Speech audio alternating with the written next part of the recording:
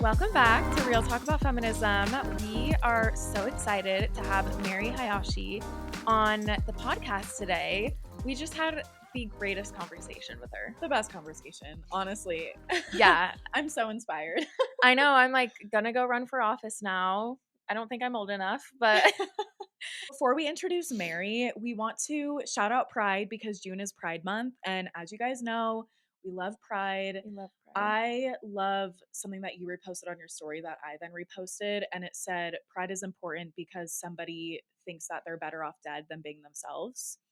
And so for anyone who is against Pride or is homophobic, I will share that with you. Yeah. Because it's so important. And we just want everyone to be able to be their authentic selves and not feel like they have to hide who they are. Yeah.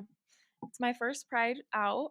So Congrats. thank you. I'm bi for anyone who doesn't know, because I don't talk about it. Not Obviously, really, like yeah. I'm in a hetero relationship and I came out, but like it was very quiet. So You soft launched. yeah, I very much soft launched. So yeah, I just wanted to say that. But yeah, happy Pride, everyone. Happy Pride to everyone. We will definitely be celebrating in Denver this year. So hopefully you go and celebrate Pride yourselves with people you love.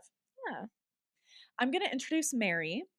Mary Hayashi is an award-winning author who is among the country's most accomplished champions for diversity and women's rights. As a national healthcare leader, public affairs consultant, nonprofit director, and former California State Assembly member, Mary has dedicated her life to serving America and its most vulnerable citizens. Mary has been the driving force behind meaningful reforms to expand the coverage of healthcare. She also established unprecedented partnerships in support of social causes that previously had no financial or public backing. In her book, Women in Politics, Mary offers a riveting exploration of the strides made by women in government. Featuring interviews and insightful discussions, Mary brings to life the trials and triumphs of these women, showcasing their invaluable contributions to political landscapes and the transformative power of their perseverance. Her work sheds light on the ongoing struggles for gender and political parity and serves as a call to action. We must actively participate in shaping our democracy. Women in Politics is not just a book, it's a tribute to women's political journey and a compass guiding us all toward a future of inclusive leadership and a truly representative democracy. We definitely recommend reading Women in Politics. We'll link it in the show notes below, but it is truly an amazing book, so inspiring. And even if you're not interested in politics, there's so many takeaways that are in the book that are applicable to everyone. So let's get into our interview with Mary.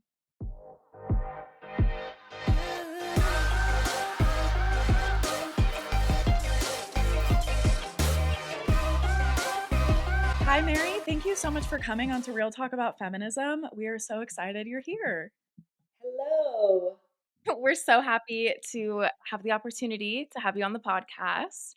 We have had your book for a while, and we're so excited to just dive into everything in the book and just everything about you. No, thank you for having me. I want to give you the opportunity to share a brief summary about your book and your inspiration behind writing it. Sure. Again, thank you for having me on the show. And you guys are amazing. Talking about feminism and, having a podcast like this for the world to learn more about what you care about personally. I mean, it means a lot. And I'm really honored to be part of your show today. So thank you. Um, this is my second book, believe it or not, and I'm actually not a professional writer. I don't consider myself a professional writer, but I keep writing because when I came to this country as an immigrant, had to learn, how to speak English. Grew up in very conservative, predominantly white community in Orange County, and having lost my older sister to suicide when she was a teenager. I felt really lost, at times, and didn't really have a clear direction of what I wanted to do when I got older. And my parents didn't particularly encourage me to go to college because they did that with the boys, but not with the girls. But it was the women's studies class at Cal State Long Beach that really changed my life. And just reading about feminists and what they did for themselves and for the country, allowed me to see that we don't have to be controlled by our backgrounds, ethnicities, or family histories.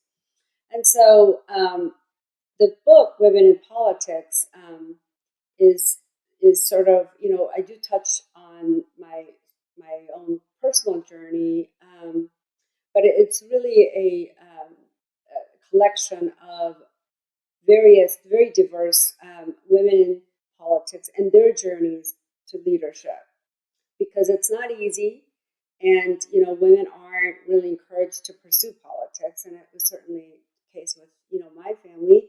And I really wanted to write a book, again, because of that experience at Cal State Long Beach, about just reading other women's literature and feminism that changed my life. This is a way for me to be able to share stories of other women leaders, and to inspire women to kind of pursue their own journey. And so the book is, as thank you for the compliment, is amazing, because it took me 2 years, by the way, to put that together. But I'd interviewed women who ran for office, who succeeded, women who ran but didn't win, women also who are in the field as an expert, a leader. And so I try to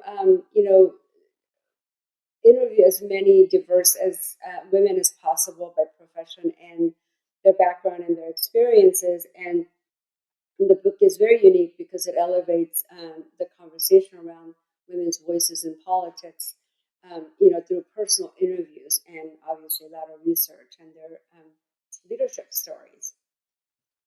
Wow. That definitely stood out to me while I was reading it, because I really appreciated how you had your personal perspective of your background, how you grew up, the expectations that your family had for you for what your life should look like in their eyes, but then also getting to hear from all of these other women that you have worked with, been with, interviewed, and gotten to see their journeys as well, and how there's so many different types of women who want to go into politics, who are into politics, and the different things that they have overcome throughout their journeys too. Yeah, and our society values more masculine style of leadership, and women are often penalized for being ambitious and assertive.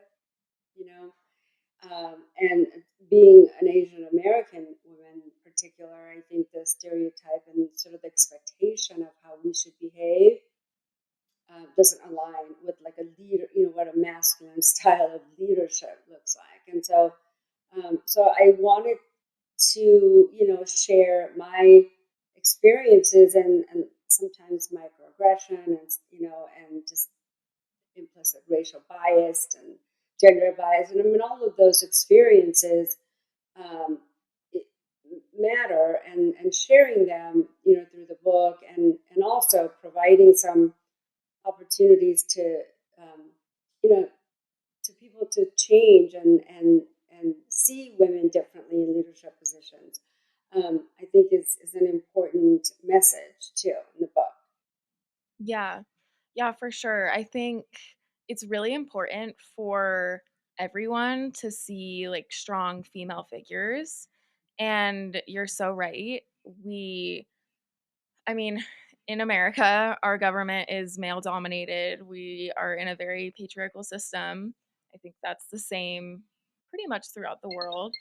And so, yeah, like a lot of times it's just kind of ingrained in us that we think of a leader, and maybe the first thing that we think of is like someone like super outgoing and like super like to the point, not super caring, like just very much getting the job done. And we think of a man, I think a lot of times when we like think of that image, but it's important to hear these different stories like yours and like all these other women that you interviewed in your book, because we need to see those role models and really like bring them to the forefront because they're out there. They exist. And it's Right. also been really interesting to me how our government and our representatives are supposed to represent the people. And it is mostly white men, and that does not represent most of the people in America. And so I loved hearing about how you pulled experiences from your personal life and your journey and other women who come from different backgrounds that are not white, that are similar to yourself, and what they share with their representatives. Yeah, and isn't it amazing? Mexico elected their first woman president. Yes. You know, it's exciting, so amazing. And one of the women that I interviewed, Amanda Hunter, she's the executive director of the Barbara Lee Family Foundation. And she talked a lot about this focus group they did where they asked people to envision what a governor would look like. And a vast majority of them envisioned a man. And she gave it a name, which is called the imagination barrier. You know, we can't see women doing certain type of jobs. You know, we can't see women being the president or governors and being part of leadership. And I think when you elect a woman president, it allows voters to sort of reimagine what leadership looks like. So very important to get women elected in office because then other women can see that it's possible for them. Yeah. Absolutely. Yeah, and, like, for our kids, whenever we eventually have kids, like, they'll see female leaders, and hopefully, like, the first female president in Mexico is so exciting, and hopefully we see more of that because it's so important for us as women to see that, but also, like, for our kids. Like, I think of, like, the same thing with, like, the Barbie movie. When that was, like, first coming out, we were seeing, like, this example of, like, strong women, and I was thinking, like, "Oh, I love that kids these days, like, little girls are growing up seeing that and seeing different, I guess, representations of, like, gender stereotypes than we normally see." And so I think the same thing with, like, the female president in Mexico, just different situations like that. Like, it's so important for us to bring women to the forefront and really show what we can do. Yes, Mary Nettleman said that you can't be what you can't see, and I think it's really true sometimes.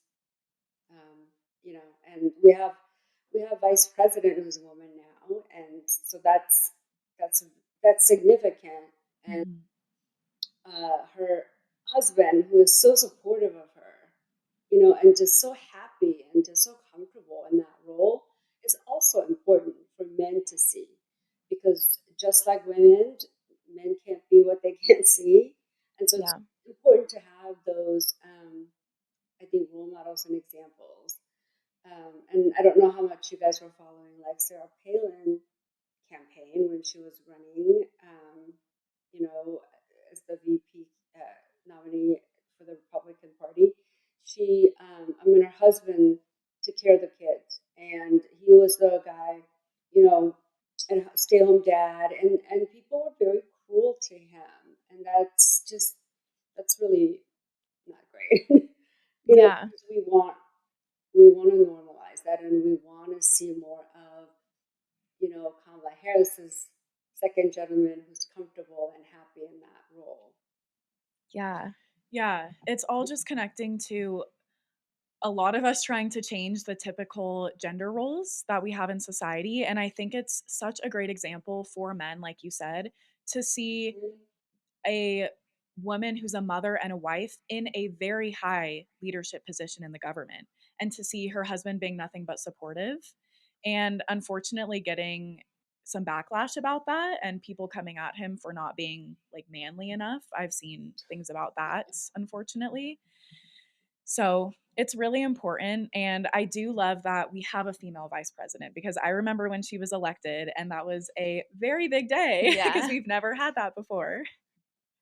Where do you guys live? We live in Denver. Oh, okay. Yeah. Yeah. Very interesting politics. Yeah. Yeah. Yes, for sure. Are you still in California?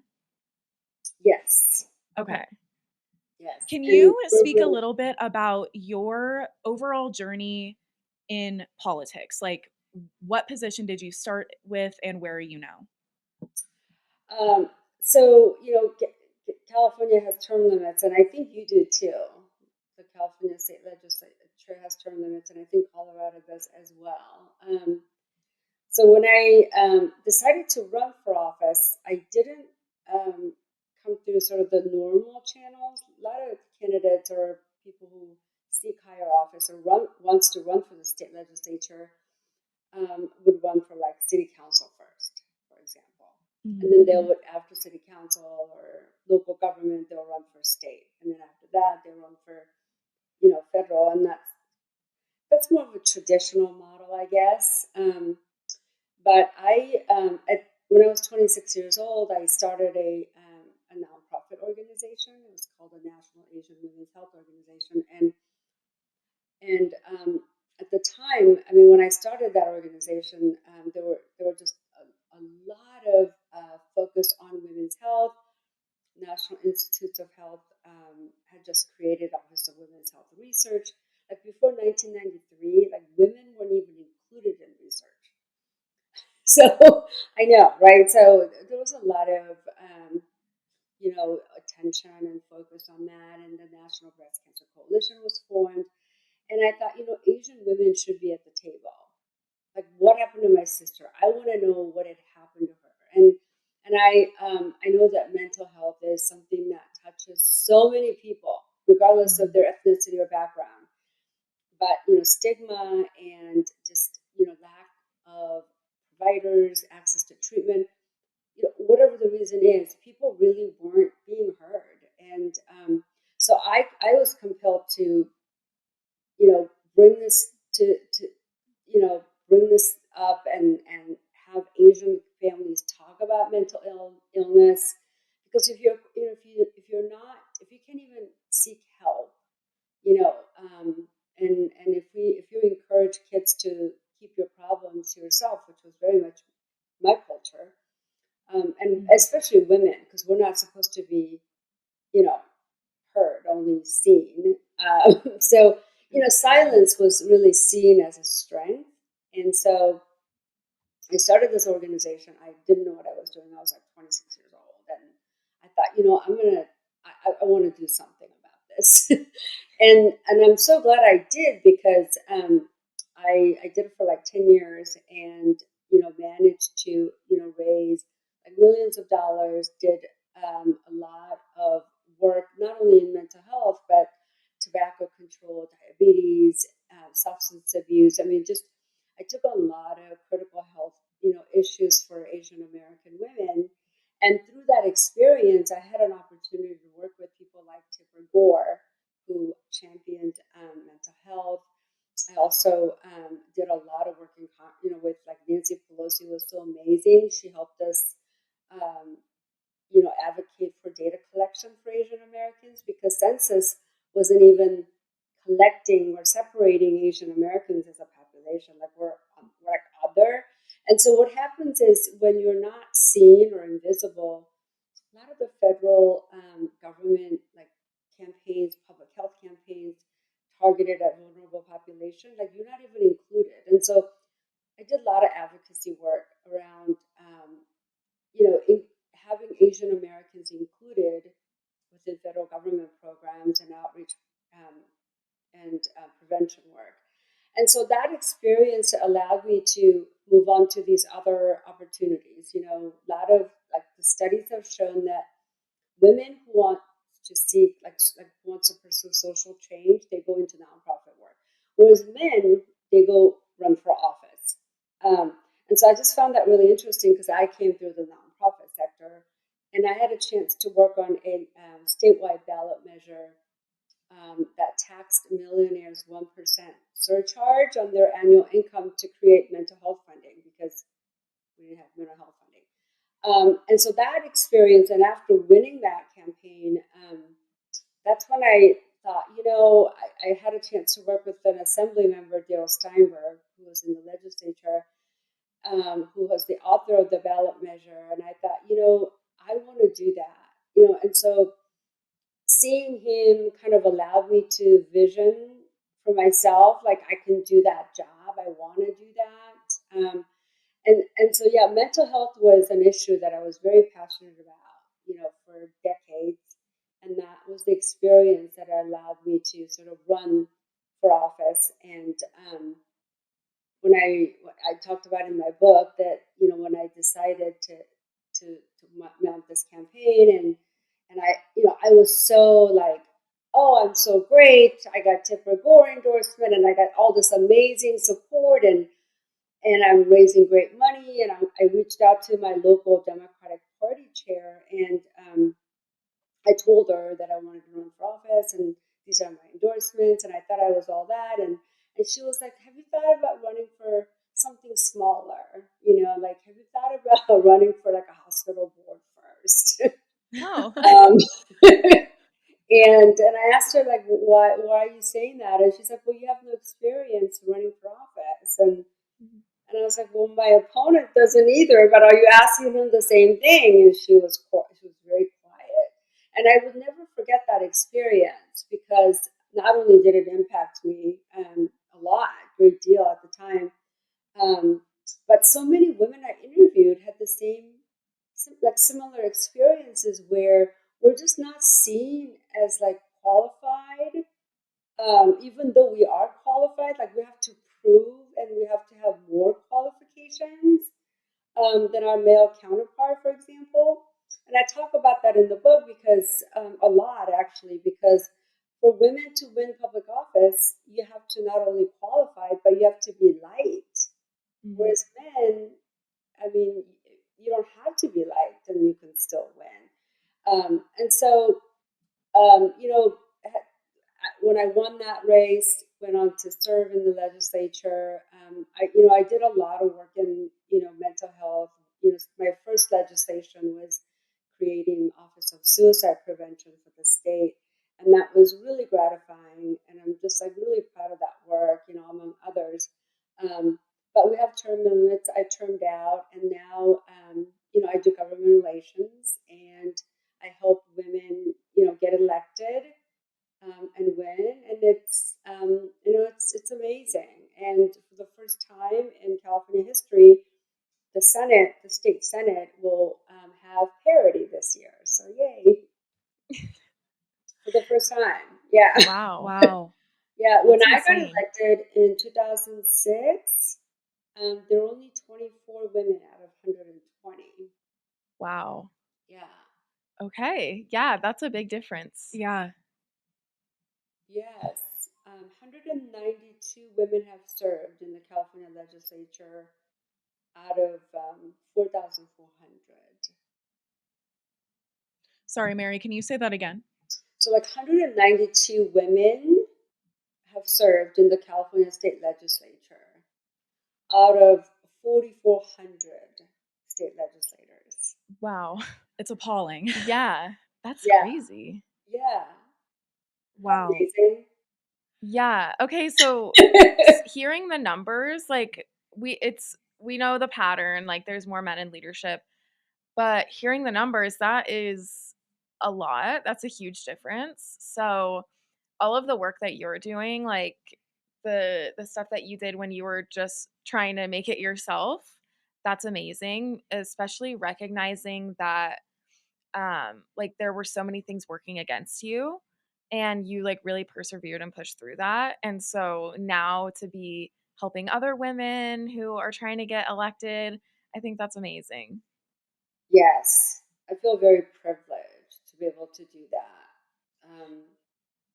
And you can't always, I mean, I get this question a lot, like, do I always have to vote for a woman? And it's like, the answer is obviously not, Mhm. because people, if you're a Democrat, you're going to vote for the Democrat sometimes. I mean, this isn't about voting for every woman you see on the ballot, Yeah. Mhm. but it's more about not having those implicit bias, Mhm. and evaluating, women candidates, you know, without those biases that I talk about in my book, because we are often, if we like for an Asian woman, if we come across too aggressive, the voters don't like that. So I mean, it's like, why? I mean, those are the types of things that I'm talking about. That Yeah. that you don't. The book is not about.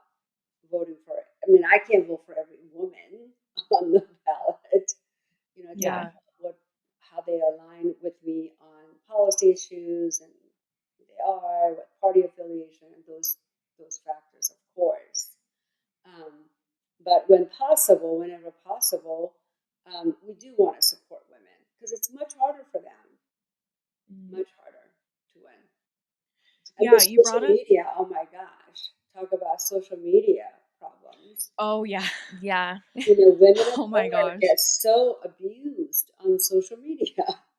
And the studies back that up. I mean, and Democratic women on Facebook experience more abuse from Wow. people. They're often, like, women candidates are often criticized for what they wear and what they look like, whereas male candidates get criticized on social media for their policies, where they stand on issues. Mhm. That is so true. Hmm. Yeah, that's actually like such a huge issue. And when you've been talking about like how just like the differences between men and women and how they can act as different leaders, like in my mind, I'm thinking about like the Trump situation right now and how like I'm seeing a lot of videos on my social media, which I'm immediately like skip, but all of them are like, we still support you.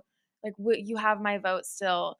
And I'm just like thinking if that was a woman, it would be so different. And you talked about this in your book, but I actually learned a lot. It was very insightful about um, Hillary Clinton versus Trump and the 2016 election and how differently she was perceived because she was a woman versus how Trump was perceived and is still perceived because he's a man. And it was so interesting to me seeing data about how people spoke about her and Trump, and she was not doing anything half as bad as him and was getting slaughtered in the media and on in the news. And it's Yeah, horrible. And you wonder why women don't want to run because you have to be perfect. yeah. Well, that's a perfect example, actually, where by all standards, she's qualified. Secretary of State. Hello. She was a United States Senator.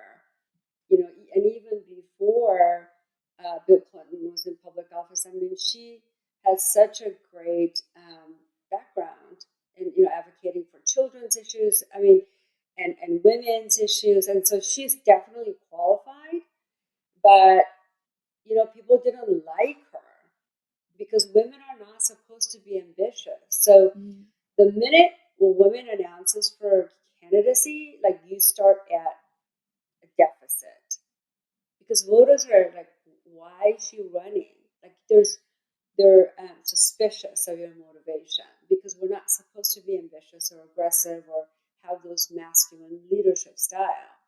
And so Mhm. you almost start at negative, and then you have to like build back up. Okay, and then let's look at Trump. Zero qualification. Not only is he not qualified, he had like a lot of problems. And Mhm. you're right, Haley. Like, if that was a woman, you know, Right. that this. I mean, we'll never be even talking about this candidate. Like, I mean, it's just ridiculous. So he's not qualified, and he's not likable No. at all, but No. he's likable by some. But I don't think I mean, but he can win, and just it's the double standards are just amazing. There's a lot that women, have to overcome and experience and kind of put up with. But boy, when they win, they do amazing things. They Yeah. Yeah. really do. And women, the women representation in government has shown direct results in better health care, education, child care. Patricia Schroeder, the late Congresswoman, I mean, she championed the Family Leave Act, because like women, it matters to women, Mhm. that public policies like that exist for families. And so I think increasing women representation in government has benefited just everyone, and I think it's that's why I'm really excited about getting more women elected. Not because because of pure numbers, but what women actually accomplish after they win. It's incredible. Yeah. And it's a shame that a lot of women who are passionate about politics, who want a career in the political arena, can't even get to that place because she's not liked. And it doesn't take much to be perceived as not liked by the voters, unfortunately. We're going to take a quick break to talk about our sponsor, BetterHelp. There's a lot going on in the world right now, and we can all benefit from having someone to talk to. Whether you need to work through a specific trauma, talk through a big decision, navigate relationship issues, are struggling with anxiety or depression, or just need someone to talk to, BetterHelp is here for you. It's a super easy process. You sign up and get matched with a therapist tailored to your needs. There's financial help available if you qualify, and their rates are affordable to ensure that you get the help you need. BetterHelp has given our listeners 10% off your first month. Use code RTAFPOD for 10% off therapy services. And you can also click the link in our show notes to get there very easily. Again, that's code RTAFPOD for 10% off therapy services. Can you speak a little bit more about some common obstacles that women face in politics? Um, well, certainly, the likability double standards, and the press has focused a lot over the years on our style over Mm, substance. And interesting. the minute, like, it doesn't even have to be negative, even if it's a positive coverage about a woman, uh, and woman politician, about the way she looks or her behavior, the voters immediately see that as a negative. And so it's Mm, really challenging because we want the media to stop talking about what we're wearing. And do mhm. you remember when Joe Biden had his first State of the Union address? Kamala Harris apparently was wearing a brown suit.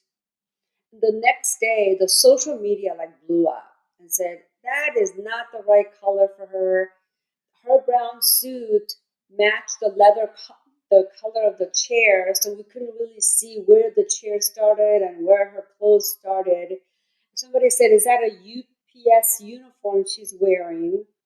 Oh, Calling for a fashion gosh. police, and so whatever the message that Biden was trying to communicate with the country, that like couldn't get through on social media because everybody's talking about her suit. Mm, And so when you do that, it's very damaging, because then it reinforces that sexist bias in voters' mind. Like, oh yeah, why should you? And so that's really tough when the press does that, and when social media, when people start like focusing on or talking about what we look like. So our style should not be the focus. It should be mhm. No. substance. What do we bring to the table? Like, what are the issues? And so just kind of calling that out and also encouraging more people to kind of ask about what her, positions are on issues as opposed to, wow, Mary, that green doesn't really go. Yeah, With your skin tone or whatever, whatever the, right. Yeah. and it still happens. I mean, it's happening today. I worked on a mayoral campaign a couple years ago, and she's the first woman mayor of LA, dear friend, and I worked on her campaign. And I went to an event called Women for Karen Bass. Okay, it's called Women for Karen Bass. And one of the women asked Karen, uh, "Why do you think you're strong enough to leave Los Angeles?" And so it's still happening today because we see like, we value more masculine style of leadership. We focus on the style because she's kind of like soft-spoken, not aggressive. And so it's like a tough balance too, because you don't, if you're like super, soft-spoken and not assertive, people think you don't have leadership qualities. Mhm. But if you're too assertive, then you're aggressive and you're hostile and you're not nice, and women are supposed to get along and build coalition and build consensus and avoid conflict. And so because of those stereotypes, I think it's just really tough for women, candidates to get through the campaign, and also even after you're elected, you have the same challenges. I chaired a committee that was a very powerful committee, business and professions committee, and lobbyists complained like, why is she being so aggressive? And it's like, what? I'm just stating my opinion, Yeah. Yeah, and I think it's because like people aren't really used to seeing, Asian women in those roles, and so they're Yeah. like, well, why is she so assertive or aggressive? And I had a colleague, Fiona Ma, who's our current state treasurer, and there were only two Asian women in the legislature at the time. So people used to call me Fiona, and they would call her Mary. And it's like for years, like really, you can't remember what we look like. There's only two of us, and and I didn't realize this until I left the legislature and started working on my book. It really takes a toll on you, emotional toll, because it kind of says that you're not important, Yeah. Exactly. right? Because if I'm your immediate supervisor at work, I have a feeling you're going to remember what I look like, Yeah. right? Like, I mean, if it's an important person, you're going to remember me. So I just like, there's a lot of microaggression like that, those types of experiences. And it's like still happening. Yeah, and something that I see some women talk about too is that unfortunately it's not just men who have these implicit biases, it's also women. And so I feel like that is probably a barrier for a lot of women in politics, like trying to break past how you're perceived by men, but also by women, because people were probably talking about Kamala Harris's suit at the State of the Union address, and it was definitely not just men, it was also women. Right. We also need some implicit bias training, Yeah. women do as well. Yeah. When I wrote about, having mentors and how important that is in politics because it's often a game changer. A lot of candidates run after working for a legislator. And so, if you're a woman working for a legislator and if that person doesn't support you, it's very tough, to run and win and all of that. So I did a lot of research on like mentorship, and it's such a common phrase, like everybody uses it, But I mean, how many mentors do you have? Like, how many like real women, mentors who invest the time and efforts to helping you with whatever you're working on? And so I did a lot of research in that space, and sometimes because the older generation, for a lot of those women who were the only woman, in the room, or only, officer of the corporation, and there was only one spot for one woman. That sometimes, people have sort of bias for different reasons. Sometimes it's just very innocent stereotyping, bias that women have. Sometimes it's because of their own professional experience. Like, no women helped them, nobody helped. No, there was no one to help really because they're the, trailblazers, who had to break the glass ceiling in the first place. And so there's sort of different, I think, challenges, and so it's difficult because it's my mentor was a man, and he helped me run for office. And I'm not saying women don't do that, but a lot of men do help other women. So we need more men to be engaged, supporting Mhm. women as well. So it's everybody, not Yeah, men or women, but it's like everybody. Yes. Yeah, definitely. I we love need to that. work together in everything. Cause yeah, like it can get tricky because obviously we're talking about women's rights and like women in leadership and everything. And we we like make it very known on the podcast that we're all about men and women being equals. And the reality is men have had more power than women have. And so we need to do more to raise women up, but that doesn't mean we want men to come down. And I think a lot of people just don't understand that.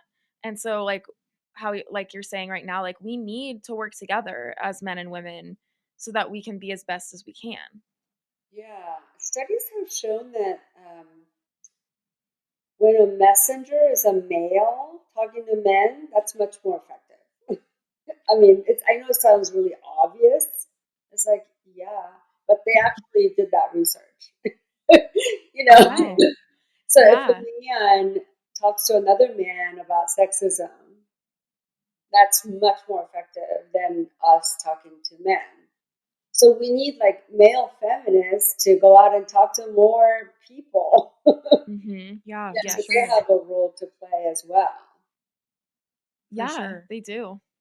I want to go back to talking about mentorship because that was a big theme throughout your book was how impactful your mentor was to you.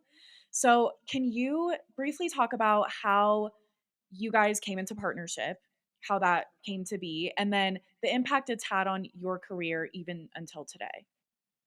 Yeah, so Daryl hired me, so I had a chance to work for him, which was amazing experience and opportunity. And um, until that point, like I did not think about running for office. It didn't even register, which is really weird because when I was doing my nonprofit work, I would go to Washington D.C. like all the time and lobby members of Congress, lobby the White House, and I felt like I was really good at it. Like wow, I'm like a really good salesperson.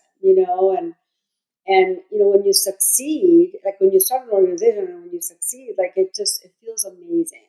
It's like wow, I can do anything. But never ever once I thought about like, oh, maybe I should run for office and do what they're doing. It just didn't. And I think it has to do with the way I was raised, you know? Yeah. Like you don't seek power if you're a woman, like you do like more support work kind of thing. And even though I was the executive director, I sort of, I wasn't wired that way. But when I had a chance to work for Daryl and this ballot measure, Proposition 63, on my campaign, um, and when Daryl told me, like, he went to the legislature and championed all the mental health legislation, and it has like statewide impact. He really inspired me. I mean, he's the one who made me think, oh, I want to do that. I totally want to do that because Wow. that is kind of like my next step. I did all this advocacy work, but I could be a legislator too. And so, yeah, so, I'm sure like he never said like, oh, I'm going to mentor you or anything like that. And that's what I talk about in my book is that it's really about that relationship, you know? Like I have colleagues who helped me when I was a candidate, like peer mentorship. Like you guys can mentor each other, for example, you know? You can be supportive of um, each other's, path and give advice and share experiences and help in your own way. And I call that mentorship. So it's not this traditional model where, like, oh, can you mentor me? I want this job someday and I want to climb, climb the corporate ladder. I'm not talking about that, but really just understanding that you want to learn and if you want someone to mentor you, and this is really important, you have to make progress. You have to show to that person that you're improving and you're taking their advice and you're like making things better for yourself. If you don't do anything, like if you just burn their time and get all the advice and don't like do anything, if you don't take any action, like you don't have to succeed all the time, but if you don't make any effort, then you're not going to have very many mentors who wants to help you. It's really important because I know that when I work with younger people or people who think that I have some value, I want to see that person kind of expand and go and take some chances and do stuff. And that's really important for me to kind of see. So it's really about that relationship and how you want to define that relationship, and anybody could be your mentor. It's never one person. It's multiple people you need to set up. You need to have a peer mentor. You need to have somebody who's older than you, more experience. You need somebody within the company who knows that job really well. Like you need to have different types of mentors and use that particular person for a very specific purpose. And so you got to kind of like set that up. I think with Daryl and me, I didn't really know, or I didn't, know that's what I was doing, but he's the one who sort of showed me what could be done and what I could do and how I can help people. So I was very inspired, and I told him I want to run, and he's like, "Okay, I'll endorse you." And I was like, "Oh, great!" and and it just and then you just kind of have to learn and figure it out. I made a lot of mistakes on my first campaign, of course, but you just figure it out. And I had incredible women of color mentors who helped me when I was doing my nonprofit work, and so sometimes I try to help like random people, and they're like, why, why are you helping me? Thank you so much. And it's like, well, I was kind of trained that way. When I was in my 20s and I was doing this nonprofit, these women from like the National Black Women's Health Project, the Latina Health Organization, I mean, they really wanted to see Asian American women's organizations succeed. And so they helped me. Whenever I called them, they offered me advice. They introduced me to donors. And so I think that's really important. Like, you guys may think, oh, I'm young, I'm not in position to mentor people, but you would be amazed and really surprised how helpful you could be to somebody else by just like one action, one word, one interaction, or whatever it is that you think you can offer. So that's what the kind of I'm paraphrasing, but that's sort of what the chapter is about. Not always looking for that female feminist mentor who's going to align with me, but it's kind of like situational, like, oh, who can help me with this particular challenge? And also constantly improving yourself. Yeah, I love that. I love kind of the different perspectives, thinking about mentors and just having more of like a group of people surrounding you or a few individuals that you can rely on and you can all just like help each other out. I love that. Right? Because we have like like something. Well, at least for me, like when somebody said mentor or whatever, it's just there's like a stereotypical mentor that I'm supposed to go find, when in fact they're like everywhere.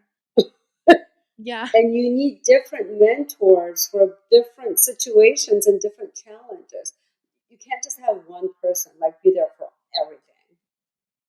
That is so true. We have so much to learn from the people in our lives and all the people we haven't even met yet. Like, there are probably so many people we're going to cross paths with that have something to teach us if we're open to it.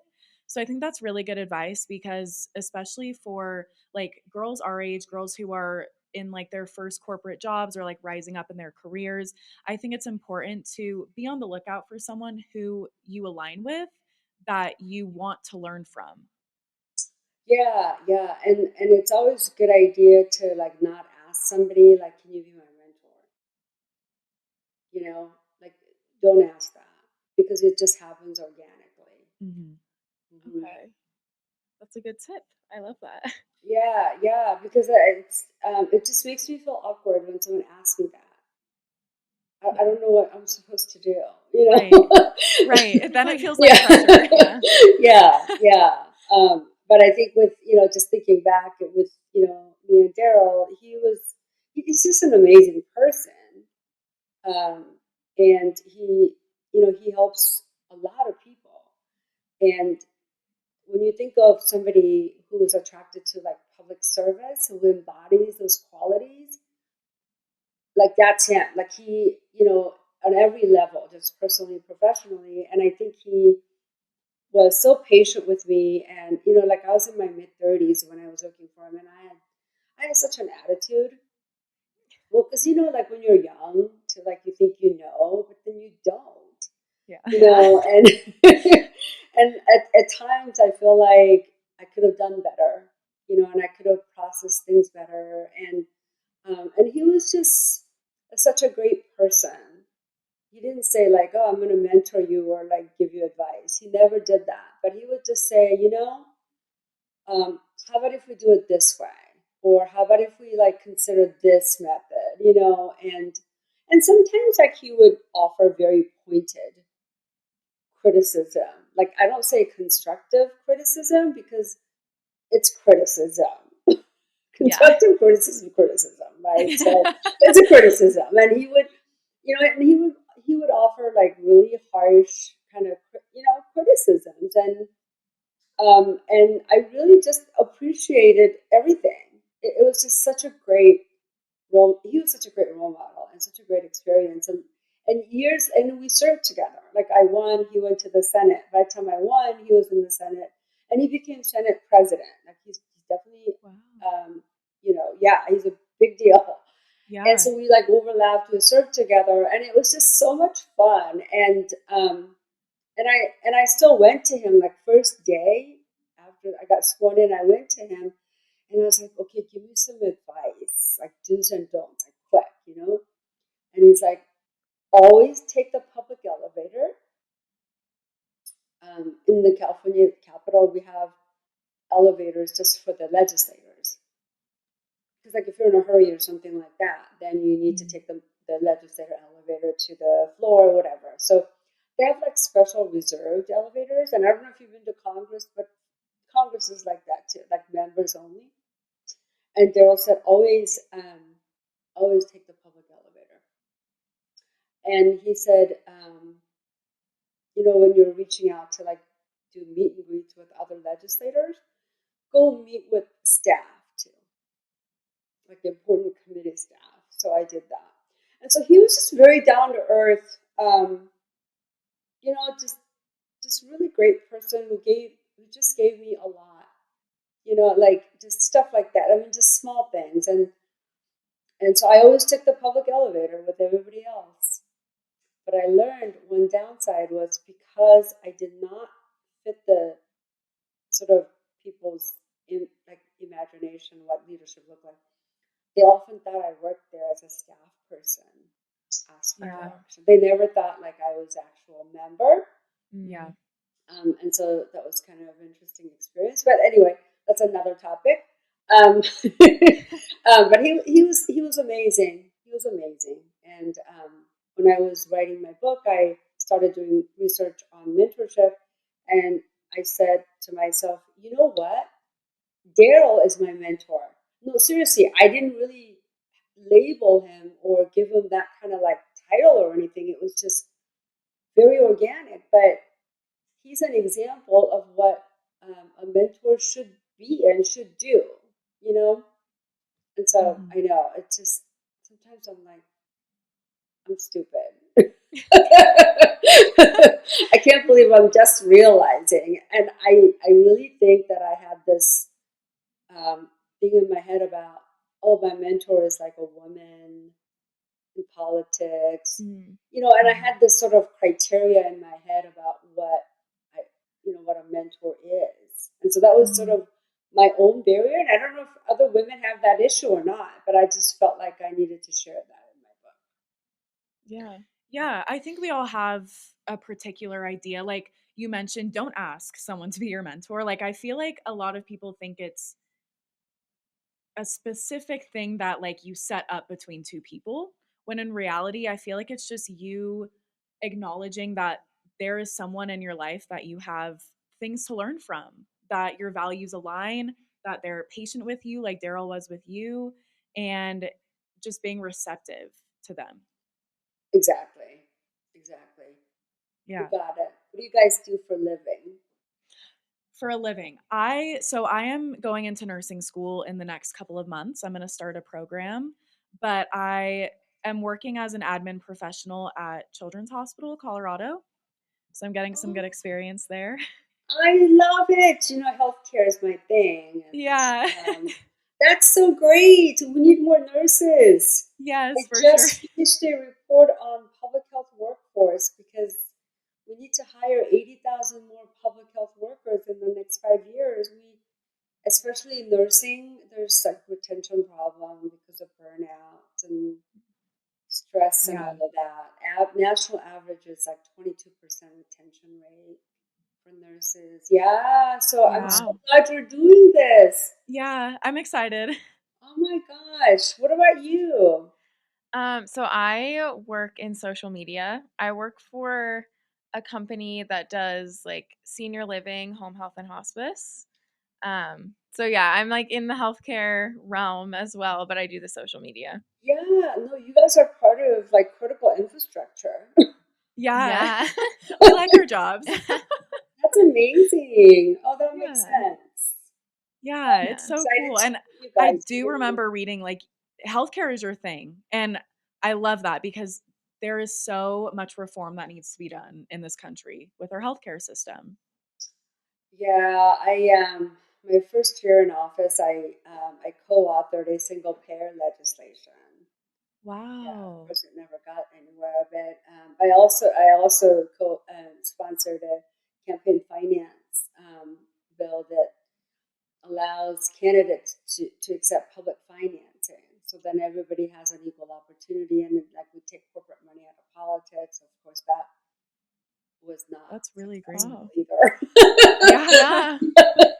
That's so cool. Corporations don't like that. No. um, but I mean, that's what was just so amazing about that job is that you get an opportunity to advance causes like that. I mean, I did like a mental health parity bill where an emergency like how emergency care is covered whether you have insurance or not. They have to serve you because the Mhm. government pays for emergency care. And but it's when it's mental health, but it's psychiatric. They only treat the physical. If there's like a physical problem, they treat Yeah. that, but they don't actually allow the psychiatric patient to stay in the hospital for more than like a few days, and they need like longer care. And so I did legislation saying that when there's a psychiatric emergency, you don't need prior authorization from insurance companies because it's an emergency. And so Mhm. that bill was signed in California, which I'm really proud of. So I mean, Wow. so that's what's so amazing about you know getting elected, serving in government, and being able to advance public policy issues like that. So both of you, given your professional background and your personal interest, you guys would make excellent candidates Thank for you. office. Thank you. Thank you. That's Yeah, so I'm nice. getting inspired by you. So I I'm know, like, I'm like, "Should I I'm gonna run?" run. Yeah, yeah, you absolutely can. Yes, if I can do it, anybody could. Seriously, because I came here when I was 12. Didn't speak English. My parents didn't want me to do anything else but get married and have children, and I had to kind of do things like on my own. And I mean, I was taught never to ask for money and from strangers, and I had to like make cold calls and raise money. I mean, Yeah, so yeah, so I had to like undo a lot of For sure. my thinking, and so like that's what I'm saying. If I can overcome those challenges, you guys can do it I love it. too. Mhm. Well, on that inspiring note, do you have anything else that you want to add for our listeners? Any other words of wisdom or anything? Like, where can our listeners find you so they can connect with you? Yes. So again, thank you for the opportunity. I know it went longer than you had anticipated. I always like to close with a quote from a woman that I interviewed for the book, Lufthansa Butler. She's the U.S. Senator from California. When I interviewed her, though, she was the president of Emily's List. Yeah, they Awesome. back Yeah. women candidate, pro-choice women candidates for public office, and so I interviewed her because she was the Emily's List, and then she became U.S. Senator by the time the book came out, which was That's amazing. so cool. So during our interview, I asked her, and she has an incredible personal background, but it's like during the interview, I asked her, like, what's your advice? Because they go out and recruit women to run and train them and fund them and everything. And she said, do it anyway.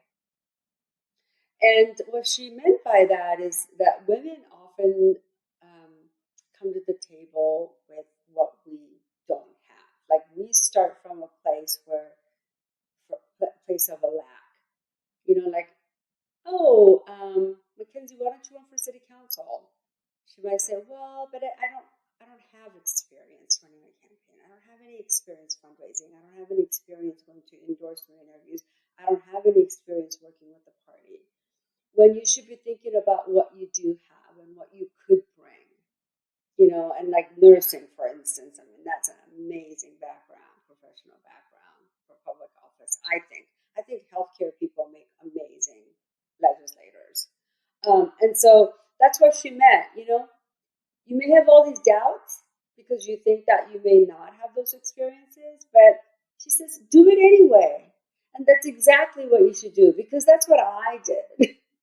Like I I didn't love have it. everything figured out. When I was 26 years old when I started the nonprofit organization, like literally I quit my job. I was like, I'm doing this. I'm gonna go out and raise money. And I was like, oh, I am not qualified to do this, honestly, at the time. But it's like I did it anyway. And I raised over $10 million. Wow. Yes. That's Impressive. amazing. Yes, yes. So even like when I think about those days, like, wow, I didn't know what I was doing. But I had so many people who believed in the cause, and just incredible women mentors. I mean, I would never say that to their face, like, you're my mentor, but they really helped me and wanted to make sure that I was like a success. And I had people like that helping me and backing me. And so when you put yourself out there and when you know you say, well, I'm not 100% qualified or ready, but I do have these things that I bring to the table, like whatever those experiences are, you'll be surprised how much support you'll get because that's what happened to me. So do it anyway. That's my final advice. Yes, I Do it love it. anyway. Do it anyway. I'm going to tape that on my mirror. I love that. Mary, where can our listeners check out your book and purchase your book, connect with you on socials or your website? Can you share that with them? Yes, maryhayashi.com is the best. Perfect. Awesome. And we'll put everything in the show notes so our listeners can go and connect with you super easy. Yes, thank you. Thank you guys so much. Such a pleasure. Yes, Thank you as you. well.